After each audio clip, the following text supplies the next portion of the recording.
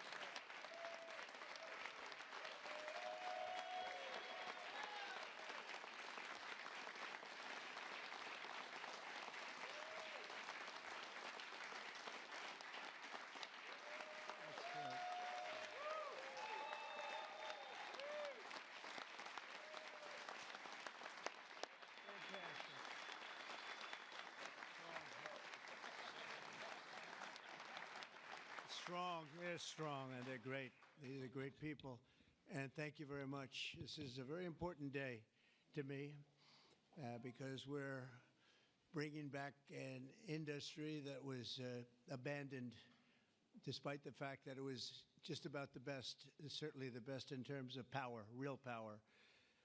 And I'm very honored to be doing this. Other countries went to beautiful clean coal, and they've stayed there for many years, like China. China's opening 2 plants every week. Germany went green, very green. They went so green they almost went out of business. Germany was finished. They went to wind. The wind wasn't blowing too much. And they went to all sorts of other things. You know, the Green New Scam hit Germany too. And guess what? Now they're back to coal. They're opening up coal plants all over Germany. We're the ones that aren't doing it. I call it beautiful, clean coal. I told my people never use the word coal unless you put beautiful, clean before it. Right, Doc? So we call it beautiful, clean coal. Beautiful, clean coal. So today, thank you. Today we're taking historic action to help American workers, miners, families, and consumers. We're ending Joe Biden's war on beautiful, clean coal once and for all. And it wasn't just Biden, it was Obama, and there were others. But we're doing the exact opposite. And all those plants that have been closed are going to be opened. If they're modern enough, or they'll be ripped down and brand new ones will be built. And we're going to put the miners back to work. And I said I was going to do this. And I've said it loud and clear. And it's time to do it, and we need it. And I look at these people behind me. I don't want to have any arm wrestling contests with any of them, but they've had a little more practice with the lifting things, I will say. But they are great people, and I know them indirectly for a long. That includes you guys for a long time, and they're great people and with great families and come from areas of the country that we love and we really respect. And I want to thank Secretary Doug Burgum for doing such an incredible job. From the day I met him, I knew I wanted to have him in my cabinet. He took a shot at running, and he was so good and so solid that he made no news, and that was good. But I saw him, and I saw his beautiful wife, Catherine, and I said that they're going to be a team. They are a great team, and they're going to be working for this country someday. And one of the first people I called after I won. So thank you very much. And along with the Energy Secretary, Chris Wright, and I was going to make Doug actually the Energy Secretary. And he said, sir, you have one person who's much better than me at this, Chris Wright. I said, who the hell is Chris Wright? I have no idea who he is. And then I learned that he's the most respected person in the energy business by far, far and away. For Doug to say that, Doug's got a big ego. It was very tough for him to say that. Catherine was there, right? Catherine, you said, wow, I've never heard that before. But Chris, you guys are fantastic. Stand up, all three of you, please stand up.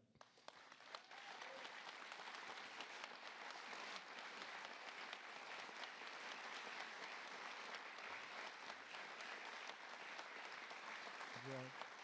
Okay, that's a great team. It's no better team than that. And they're going to produce energy the likes of which nobody's seen before. You know, we need to do the AI, all of this new technology that's coming online. We need more than double the energy, the electricity that we currently have. You take all of the electricity in the country right now for houses, for buildings, for everything. We need to more than double it to be number one. We're now way ahead of everybody at AI. China's in second place, but way behind. And they're going to be producing a lot of energy and a lot of electricity for this. And so are we, and we're going to get approvals very fast. And I would say the man that's almost comparable to you in terms of the importance to this, maybe he's even more comparable, I hate to tell you, a guy named Lee Zeldin, who's a friend of mine for a long time. He was a great...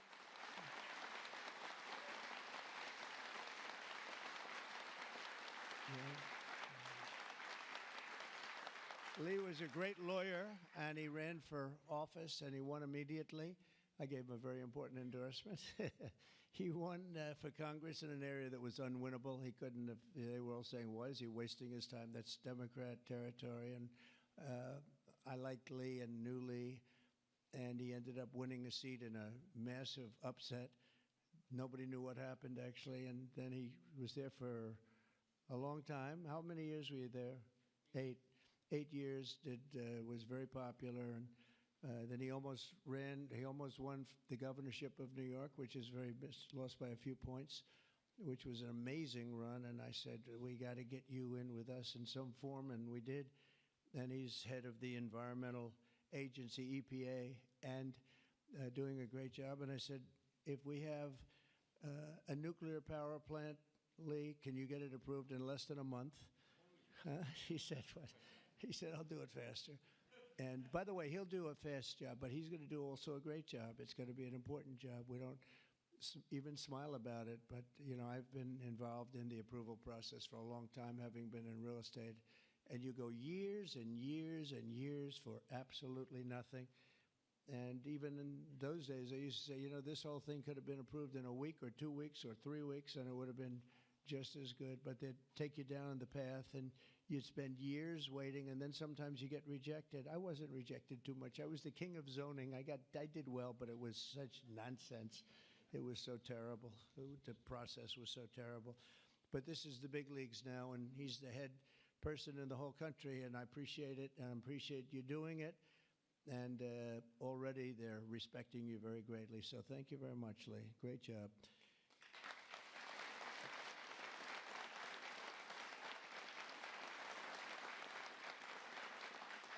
So we have a lot of senators and congressmen and women, and I'm going to just introduce the ones that I see here because, you know, it's always a problem when I do this because I leave 1 or 2 out, and that's the end. I never get their vote again. I never get their vote. It takes years to recover, but we'll give it a shot because Senator John Barrasso, who's my friend and a great gentleman. Thank you very much, John, for being here.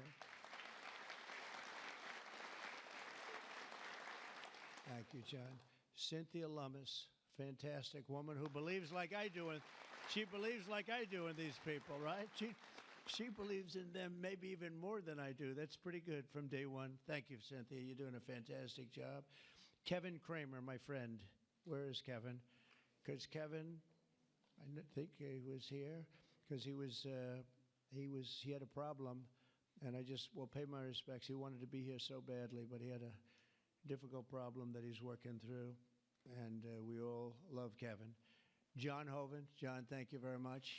Thank you very much. Steve Daines. Thank you, Steve. And Steve is a picker of great candidates, like he picked a guy named Tim Sheehy, who's here. Where's Tim? Where is Tim? Thank you, Tim. And Tim Sheehy has turned out to be a wonderful senator, and that was your pick. And we went with it, and you were right. And we have a great one in Tim. So thank you, Tim, and thank you, Steve. Shelley Moore Capito. Shelley, thank you very much. West Virginia. From West Virginia, she has to like, you have no choice. Even if you didn't like it, you have to like all, right? But they were doing a number on you. They were doing a number on you with the coal stuff, and you have not only coal, but you have among the best coal anywhere in the world. So thank you very much. A friend of mine for a long time, I'm the one that got him to change his religion in a sense. He changed the party. He went from a Democrat. I said, Jim, you're not a Democrat. But he changed to Republican. He's one of the most popular Republicans and one of the most popular political leaders in the country, Jim Justice. I call him Big Jim. Big Jim Justice. Good. You look good, Jim. And he was in the business. And so am I doing the right thing? You would know better than anybody in this room. Am I doing the right thing, Jim? I think so, right? Thank you very much, Jim. Cindy Hyde Smith. Cindy, thank you, hon. Very good. Good job. People are going to be happy. And all friends of mine. Mike Lee. Mike, thank you very much. We have a lot of people from Congress, congressmen and women, representatives. Morgan Griffith. Morgan, thank you. Thank you very much. Bruce Westerman. Bruce, thank you, Bruce. Bob Latta. Bob Latta. Thank you, Bob. Good job. Troy Balderson. Troy, haven't seen you in a long time since that early race. I endorsed him before anyone knew who he was, and he ended up winning. That was another surprise, right? That was a long time ago. Yep, you're doing a great job. Thank you very much, Troy. Carol Miller. Carol, thank you. Carol, West Virginia. Riley Moore. Riley. Hi, Riley. Thanks. Mike Boast. Mike, thank you very much. Troy Downing. Troy, thank you. Oh, he has something. What is that, coal? Is there coal in that bag? Huh? Even better, it's clean coal. I like it. I'll take it right now. Thank you very much. Hal Rogers. Hal, thank you. Thank you, Hal. Andy Barr. Thank you, Andy. Good luck with everything. I hear good things. Troy Downing. Troy, thank you. Thank you. Thank you. Thank you very much, Troy. Hal Rogers. Oops. Harriet Hageman. Harriet. Hi. How are you, Harriet? We just left Harriet. This is one of the finest attorneys you will ever see. I have seen her in action, and she is brutal. I never want her against me, that I can tell you. Dan Muser. Dan. Thank you, Dan. Thanks, Dan. Good job you're doing. Wesley Hunt, my friend, too. Wesley, great. I love your commercial. Pete Stauber. Pete. Thank you, Pete.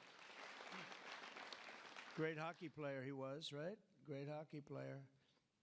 And a great gentleman just broke the record of Wayne Gretzky. The great one is Wayne Gretzky, but we have another great one, too, huh? Just broke the record. It was great. Governor Greg Gianforte. Greg, nice seeing you. Good, Greg. Thank you very much, Greg. Bill Lee. Bill, thank you very much. Patrick Morrissey, West Virginia, just got elected. Mark Gordon. Mark, thank you. Thank you very much. And we have a lot of others, and I'm in trouble because I don't know. I got 5 or 6 others that I see quickly, but I'm just not going to do it. Don't hold it against me because we have to get back to the most important people in the room, these people. You know that, right?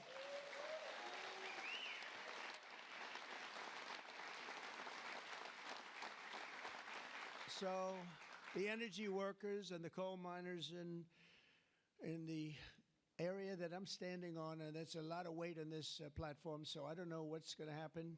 I hope it's structurally designed for you guys. I don't know. But we have just really well-deserving, great American patriots, and it's such an honor to be here and making such a big move, such a bold move in energy. Because, you know, for years, people would just bemoan this industry and decimate the industry for absolutely no reason, because with modern technology and all of the other things that we do, it's one of the great forms of energy. That's why other countries, leading countries, are using it, some exclusively. For 4 long years, Joe Biden and congressional Democrats tried to abolish the American coal industry. They did everything in their power while he was awake, which wasn't much, shutting down dozens of coal plants, banning coal leases on federal lands, and putting thousands and thousands of coal miners out of work, destroying their lives, actually, destroying their lives. I'll never forget when I went to West Virginia, which I won by 48 points, I think, right? Big Jim, I won by 48 points. But in the first campaign where Hillary Clinton was about 4 states too early, and she was talking about how bad coal was and how they were going to teach coal miners how to make widgets and gadgets and technology, which they didn't want to do. They want to mine. One thing I learned about the coal miners, that's what they want to do. You could give them a penthouse on Fifth Avenue and a different kind of a job, and they'd be unhappy. They want to mine coal. That's what they love to do. And she was going to put them in a high-tech industry where you make little cell phones and things. I don't know. Do you think he'd be good at that? I don't know. I would be. You don't want to be. And she was brutal about 3 weeks before, but then she had a problem. She went to West Virginia looking for votes, and that was a bad situation. You remember that? And there was a coal miner around the table with his family, and he was in tears because of what they had done to him and his family. And I hope he's still around, but that man made quite an impression on the world and the public. And we ended up winning in a great election, but we ended up winning by a lot. The Democrats' Green New Scam killed jobs and sent prices soaring here in America. But meanwhile, China opened 2 coal plants every single week, and other countries likewise went very strongly back into coal. Some of them never got off. Those are the ones that didn't have the problems. The Biden energy policy was to put America last. We want to be last. We got to be last.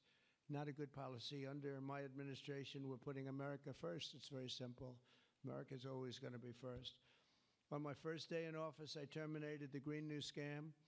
I declared the national energy emergency and withdrew from the unfair, one-sided, and extremely costly to the United States only Paris Climate Accord.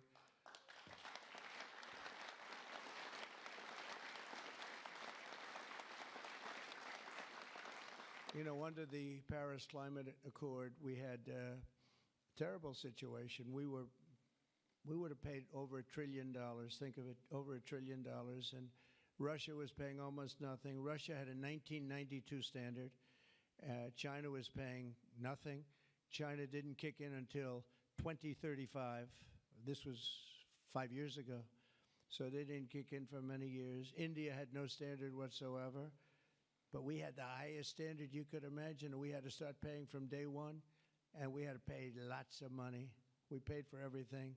So I was not a big fan of the Paris Accord, and I let it be known, and I got out of it early. Then they went back into it, and now we get back out of it.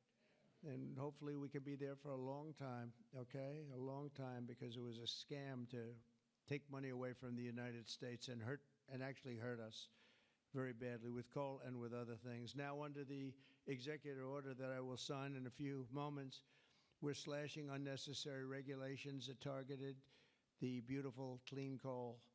We will rapidly expedite leases for coal mining on federal lands, and these 2 gentlemen are going to do a real job of it. You've already started. And we'll streamline permitting. We will end the government bias against coal, and we're going to unlock the sweeping authorities of Defense Production Act, the Defense Production Act, to turbocharge coal mining in America. They made it impossible. You actually, I know a friend of mine has a plant. He said, you know, it's a shame. I'm ripping it down and I'm replacing it with another form of energy. I won't tell you because it's also very good, but it's not as powerful as this. He said, you know, the plant I'm building, the new plant, is literally half as good. It's no less, you know, it's not probably even as good environmentally, but he said it produced half the power for more money, much more money. It'll never compete with that beautiful plant I have down the road, which was really a modernized coal plant. Well, he'll be happy to know that he can open that plant up very quickly, and it's going to produce a lot. But he was complaining. He said, this is so much better. He wasn't doing that as politicking me. He was doing that because That's what he felt. And he knew every form of energy. We talked about that. He knew every form of energy. But our government is going to do something that's very different. And I don't think even you two know about this. This was my idea from about 15 minutes before I got up here. We're going to guarantee that we have a strong business for many years to come, that your coal companies and your miners don't get all excited about their jobs, and then should a radical left liberal become president, they end the business right away, and somebody's built a plant and spent hundreds of millions of dollars in building a plant, and the plant is going to be closed because a Democrat got in or a liberal got in. They're opposed to coal, and Republicans are very much for it. Clean coal. And we're going to give a guarantee that the business will not be terminated by the ups and downs of the world of politics. So should somebody come in to this very important office and say, oh, well, you spent hundreds of millions of dollars and you guys have given up your life because you want to be in coal, and then all of a sudden you don't have a life anymore because it's what you know the best. That's not going to happen. We're going to give a guarantee that it's not going to happen, so that if somebody comes in, they cannot change it at a whim. They cannot just going to go. They're going to have to go through hell to close you up. All right, so that's pretty good. We're going to give that in the form of a guarantee that we're writing on right now structurally and from a legal standpoint. So your investments are going to also be protected.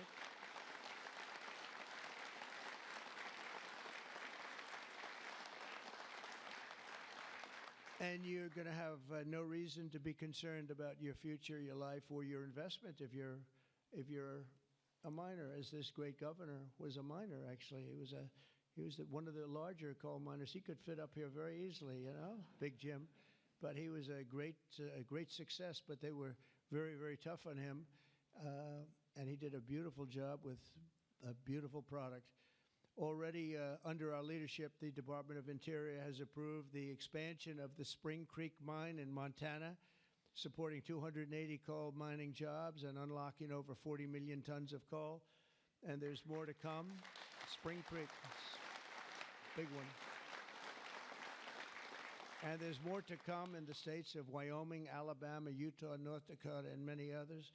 West Virginia, I can't believe they didn't put West Virginia down. It's lucky I mentioned that, right? Can you imagine if I didn't mention West Virginia? I would have been in big trouble. They didn't mark it down here. It's good to have a president like that can pick that up, right? You think Joe Biden would have picked that up? I don't think so. Gee, they didn't mention West Virginia. I don't think so. I don't think he'd be standing up here either. The value of untapped coal in our country is 100 times greater than the value of all the gold in Fort Knox.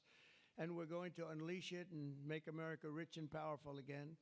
Under this order, I'm also directing Secretary Wright to use billions of dollars in federal funding to invest in the next generation of coal technology, which is an amazing technology in terms of getting the full potential of coal and also doing it a very clean, environmental way.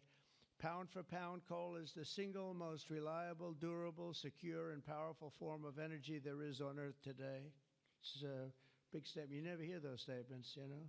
You've never heard that before from a politician, have you? Well, maybe from that politician, but not too many. But that's the way it is. I say it again. Pound for pound, coal is the single most reliable, durable, secure, and powerful form of energy. It's cheap, incredibly efficient, high density, and it's almost indestructible. You could drop a bomb on it, and it's going to be there for you to use the next day, which you can't say with any other form of energy. You're virtually indestructible.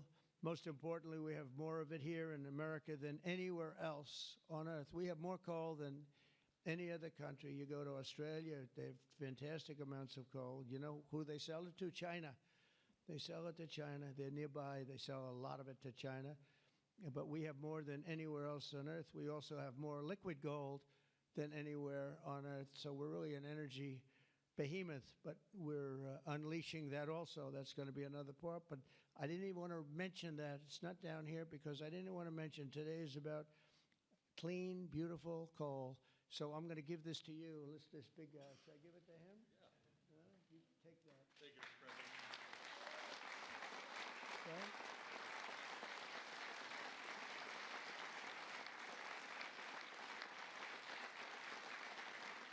For example, we believe it's possible to extract enormous amounts of critical minerals and rare earths, which you know we need for technology and high technology in the process of coal mining, making in America the mineral superpower of the world, actually.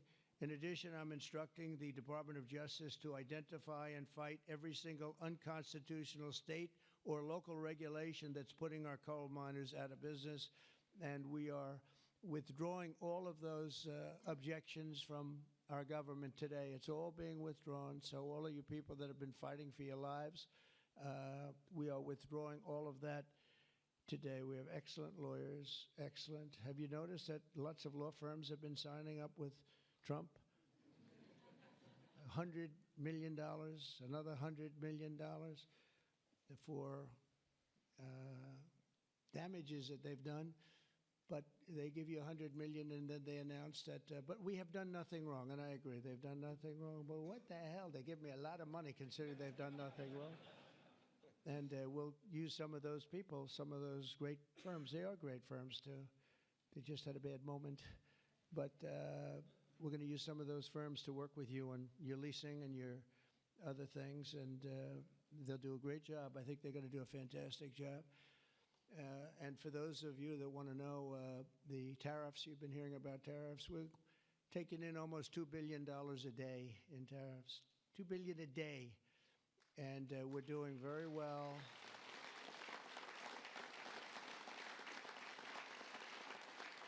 And we're doing very well in making, I call them tailored deals, not off the rack. These are tailored, highly tailored deals. Right now, Japan is flying here to make a deal. South Korea is flying here to make a deal, and others are flying here. I mean, my only problem is I'm not sure I have enough. We're going to have to use those great law firms, I think, to help us with that. But we're going to probably do that, actually. We're going to use them, and we're getting them for the right price because we need a lot of talent. We have a lot of countries coming in. They want to make deals. If I told them about making those deals 2 years ago or 3 years ago or 5 years ago, they'd be laughing at us. Now they're all signing up. Mike, you know that. So it's going to be a great thing. But we're think of that, $2 billion a day. That's a lot of money. That's a lot of money even in the coal business, isn't it? Huh? It's a lot of money. And America's going to be very rich again very soon. You're going to see that happening. You see it all along. And it's so that whole situation that, you know, it was somewhat explosive. But if we didn't do that, we wouldn't be talking the way we're talking right now. It's been amazing what's happened. Sometimes you have to mix it up a little bit, but we've had great consideration. We've had talks with many, many countries, over 70. They all want to come in. Our problem is can't see that many that fast. But we don't have to because, as you know, the tariffs are on and the money is pouring in at a level that we've never seen before. And it's going to be great for us. It's going to be great for other countries. We've been ripped off and abused by countries for many years with the tariff situation. They've used tariffs against us. We didn't use tariffs against them or in any way. I mean, we just didn't use them of any monumental proportion. And so we are doing it now. We have tariffs on cars. We have tariffs on lumber, tariffs on steel and aluminum. Steel plants are going up because of it all over the country. We have 25% tariffs on steel and aluminum. And I think the steel workers like me even more than the coal miners like me. I'm pretty sure that that's true. We have, instead of having no steel business, I put them on originally in my first term. We wouldn't have had one steel mill in the United States if I didn't do that. And now we upped it, and we not only are we taking in a lot of money, but we're protecting our workers, our steel workers. We're protecting our steel industry.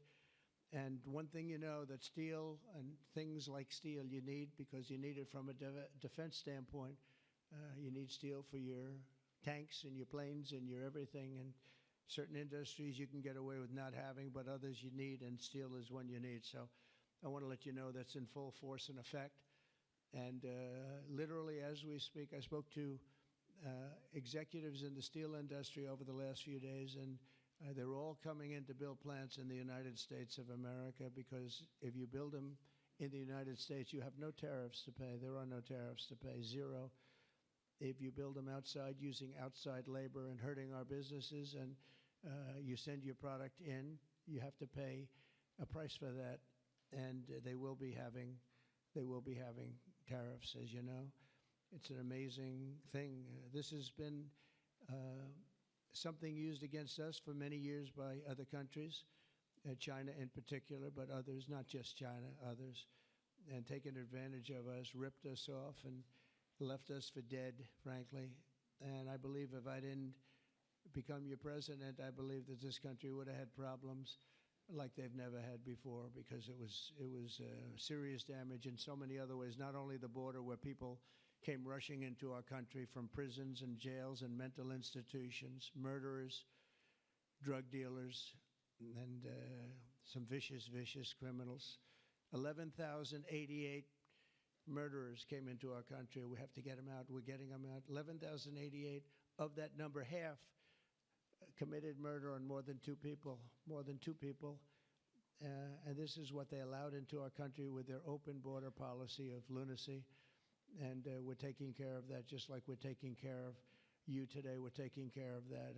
I want to thank Kristi Noem and Tom Homan for doing an unbelievable job. The whole thing is, the job they're doing is incredible. It's really an unforced error. It should have never happened, that we have to be spending such time and resources, Mr. Senator, right, on getting people out of our country that shouldn't be here. I mean, literally from mental institutions, insane asylums were opened up and emptied into our country. Prisons from all over the world, not just South America, prisons from, think of this, from Africa, the Congo, a lot of people from the Congo, prisons in the Congo, prisons from Asia, from all over, were opened up. And I knew that when I heard it was an open border policy. I said, if you do that, every country is going to be dumping people that they don't want into our country, and that's what's happened, but we're cleaning it out.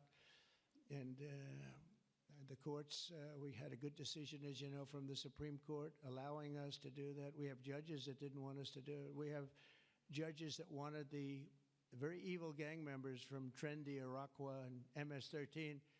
They didn't want them taken out of the country and put in very powerful prisons. When you look, you've all seen those clips, pretty amazing clips. But I want to thank El Salvador. They've done an incredible job. But we've been fortunately winning those cases. But we have judges that are out of control that say, oh, bring them back, bring them back. We don't want them back. We don't want them back. Can you imagine? You spend all of that time, energy, and money on getting them out, and then you have a judge that sits there, a local judge who sits there, federal judges, sit there and says, no, bring them back. One was brought back, or they want to bring him back because he wasn't a member of Tren de Aragua. He was a member of MS-13, which is just as bad. So they misidentified him, but it sounds to me like he was a member of MS-13, so they want him brought back because he wasn't treated properly. It's we got to be smart. Our country's got to get a lot smarter than it is, but we have to give the people that are empowered to do this kind of work, and it's not pleasant work. We have to give them the option of making our country great again, and that's what they're doing, and I have great respect for those people. And they're doing it out of love. They could get a much easier job. They're doing it out of love for our country. It's so important, just like I'm doing this with coal today for love for our country. Earlier this afternoon, I signed another executive order to strengthen our electric grid by ensuring that coal-fired power plants are always available to meet surging demand for electricity.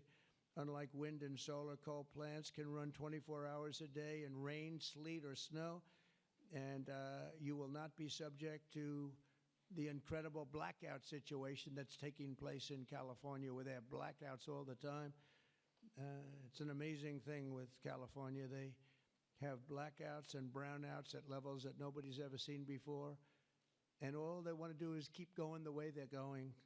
And they're doing a very poor job.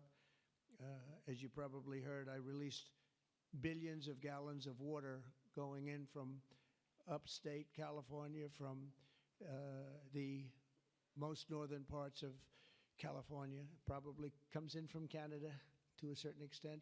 Thank you very much, Canada. We appreciate it.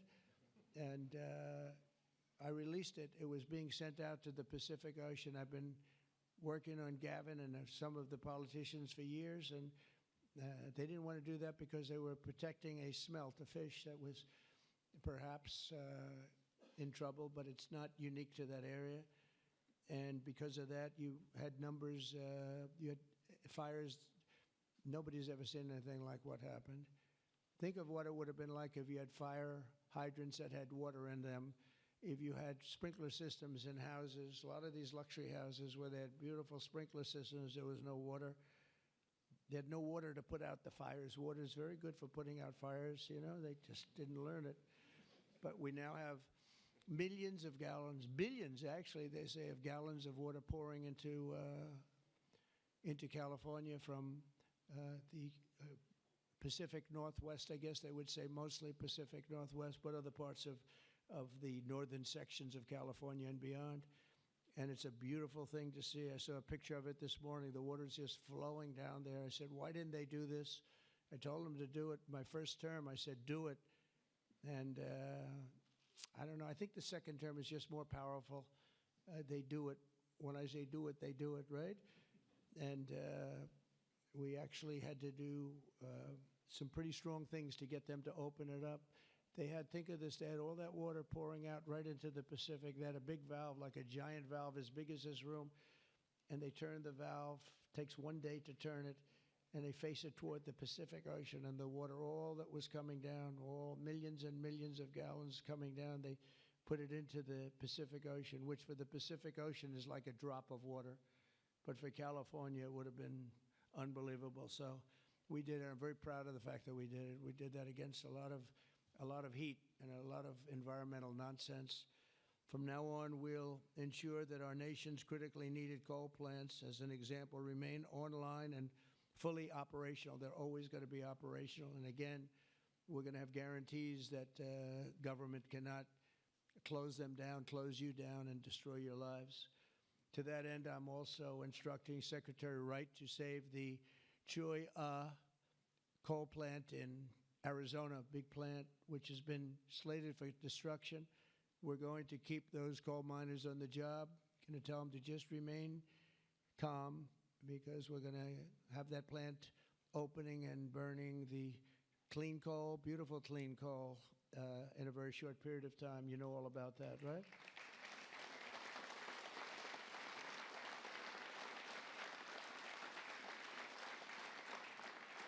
That's a big one. As part of our historic deregulatory efforts this afternoon, I'm also granting immediate relief to 47 companies operating 66 coal plants, very big ones all over the country, recusing and making them available for coal production almost in the immediate future. But we're going to be crushing Biden-era environmental restrictions.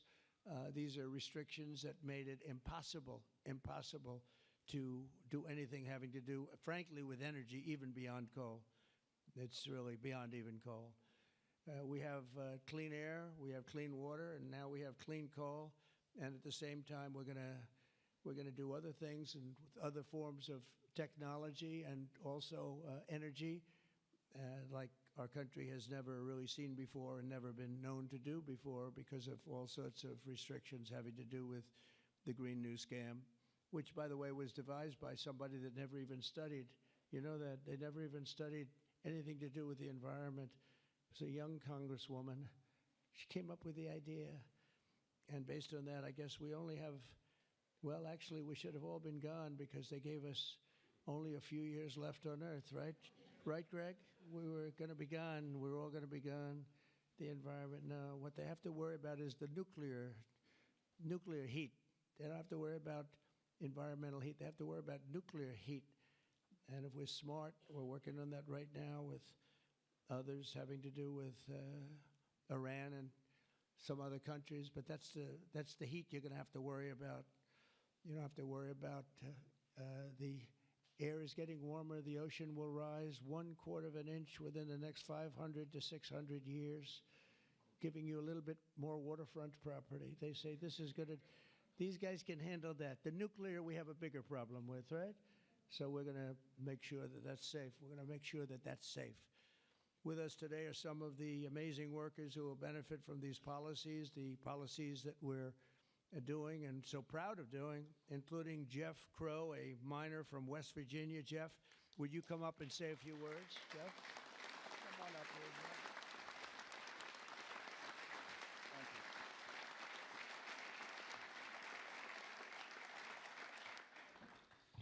Thank you. Good afternoon, Mr. President. I want to first thank you for having me and my fellow miners here.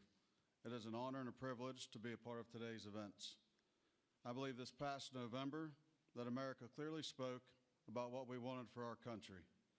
It is reassuring for Americans to have a president in office who will truly put the United States of America above all else. Thank you.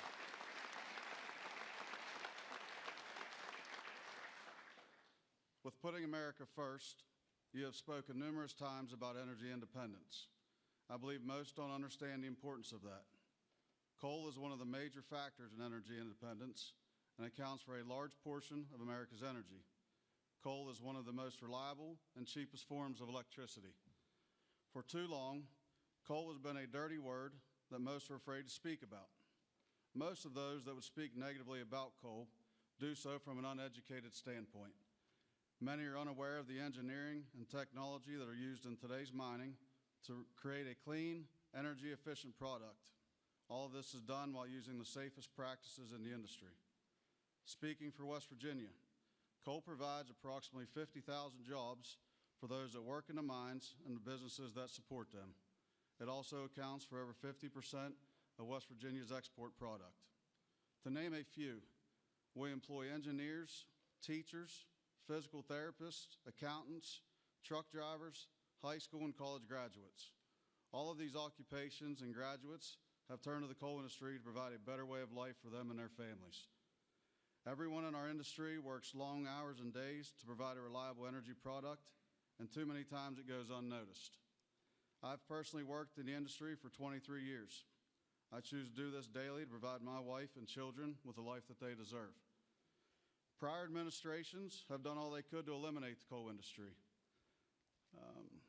Sorry, 1 second, I'm getting there. In my opinion, they have done so with an unethical and uneducated approach. But we are still strong, we are still here, and we are still needed in order to make America great again.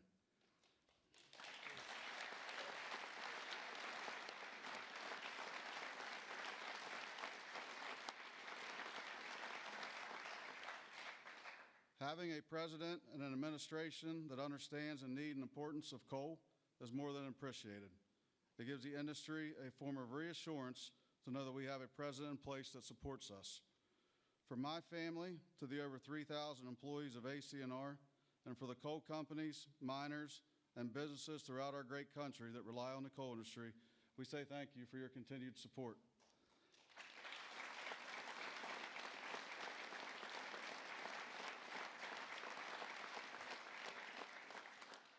I personally thank you for what you do for our country and for our industry. It has been my pleasure to be here today to help you usher in the golden age of America. That's good. Thank you. Thank you. Appreciate that. Thank you.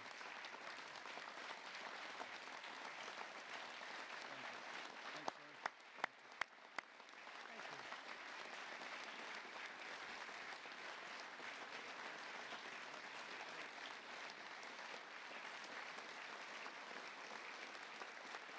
You did a good job. Let me have that speech. I want to have that. I had a couple of good lines in there when I came up. No, actually, what I want to do, I'm going to sign it for you because I think, I mean, he worked hard. Look at it, and look how good his eyes must be to read that. I lost it once. And hopefully you can sell it tonight for a lot of money. Yes, sir. I'll keep that one.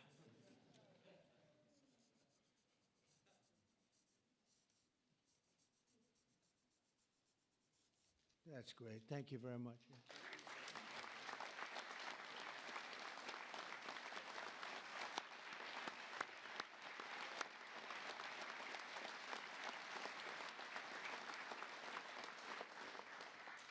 Thank you very much, Jeff. And also with us is Tony Campbell of the East Kentucky Power Cooperative. And Tony's quite a gentleman and very respected in the industry. Come on up, Tony. Thank you.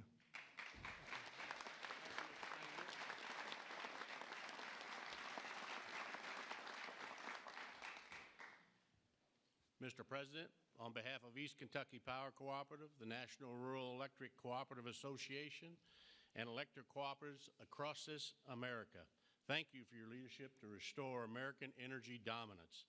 Electric co-ops keep the lights on for 42 million Americans across 56% of the land mass. We are owned by the communities and businesses we serve and provide electricity to growing communities, new data centers, and manufacturing plants. Mr. President, electric co-ops are powering America, and we are proud to partner with you and your administration to power America into the future.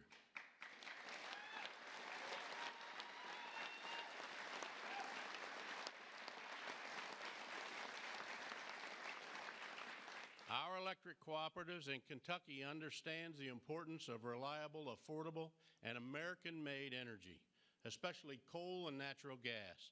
Coal fuels most of the electricity generated by our cooperative.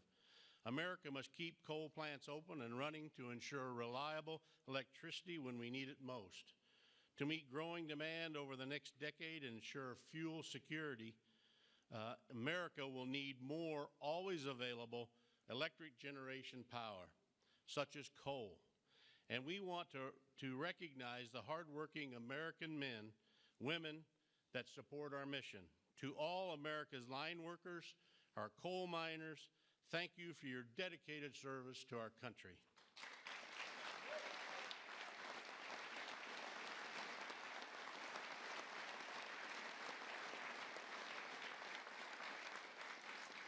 Affordable and reliable electricity is the cornerstone of our economy, especially American manufacturing. However, too many government leaders have pushed policies that have made our electric grid significantly less reliable and our energy too expensive. That begins to change now.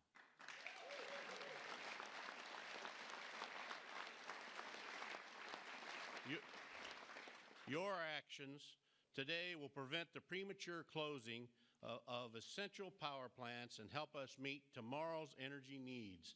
And they will help us continue to deliver reliable, safe, and affordable electricity. Mr. President, thank you in particular for providing immediate, much-needed relief from the Biden EPA regulations that would force the shutdown of critical coal units.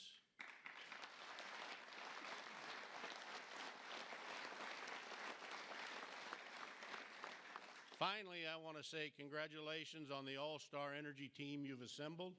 Electric co-ops have already been working with Secretaries Burgum, Wright, and Rollins, and Administrator Zeldin, and we are excited for all we can accomplish together.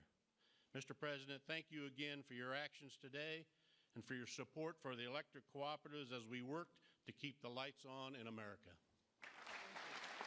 Thank you, Mr. President.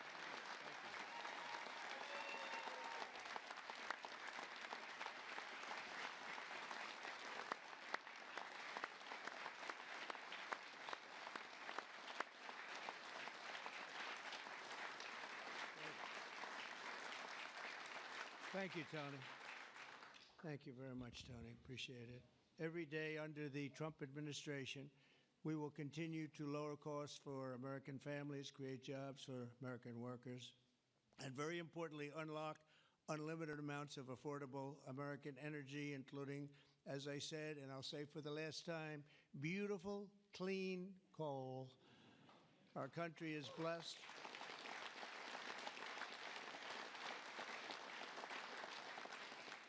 Our country is blessed with the most abundant natural resources on earth, as nobody has what we have. And we're going to use it, too. We're going to use it in a very responsible way. Together, we're going to tap that magnificent potential to give our people the glorious future that they deserve. better than they've ever had in the past. I mean, they had a good future. A little, if you look 20 years ago, they thought they had a good future, and it was ripped away from them, torn away from them with nonsense. And we're not going to let that happen. This is going to be a glorious future for them. And I want to thank everybody for being here. And I want to thank you and you and you and that whole group and our senators, by the way, and our great congressmen and women for being here in such a large number, because you've been helping us make these decisions. These are big decisions, and this is a really big one. And this is one that's going to be, I think we're going to look back and with great pride at what we've done today, not just in putting people to work, but at really reawakening our country. And thank you very much, and thank you all for being here. Thank you very much.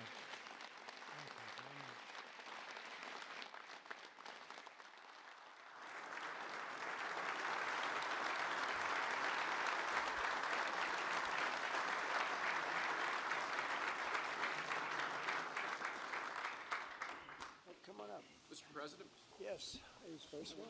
we have 4 items prepared for your signature this afternoon, sir. The first of these executive orders it may be one of the most significant executive orders of your administration thus far. This directs all departments and agencies of the federal government to end all discriminatory policies against the coal industry. This ends the leasing moratorium that prevents new coal projects on federal land, and it's going to accelerate all permitting and funding for new coal projects to allow the coal industry to flourish under your leadership, sir. That's great. Thank you.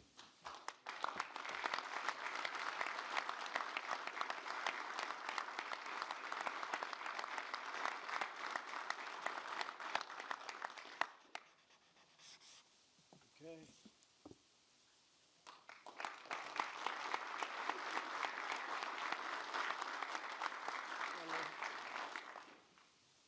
Sir, there are currently dozens of coal plants in America that are in imminent danger of being forced to close based on unscientific and unrealistic policies enacted by the Biden administration.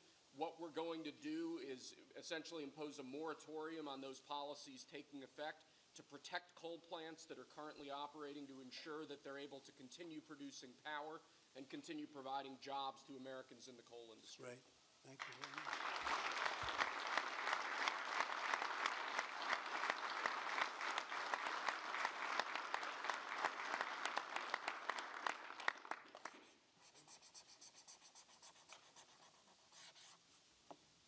Okay.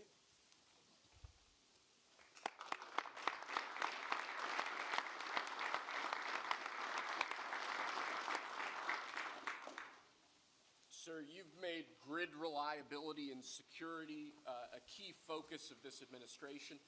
This executive order is going to promote grid security and reliability by ensuring in part that our grid policies are focused on secure and effective energy production and energy transmission, as opposed to woke policies that discriminate against secure sources of power like coal and other fossil fuels.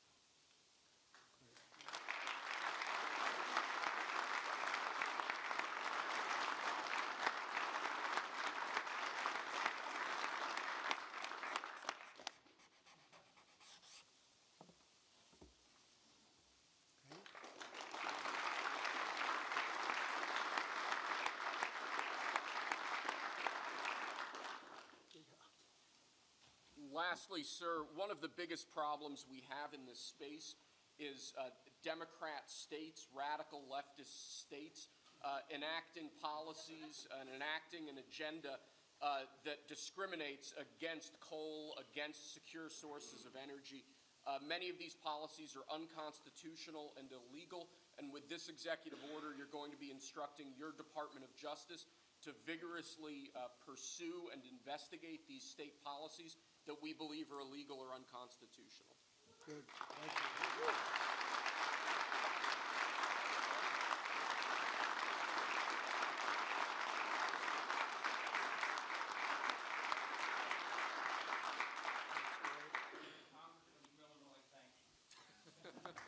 Thank you very much. Great job.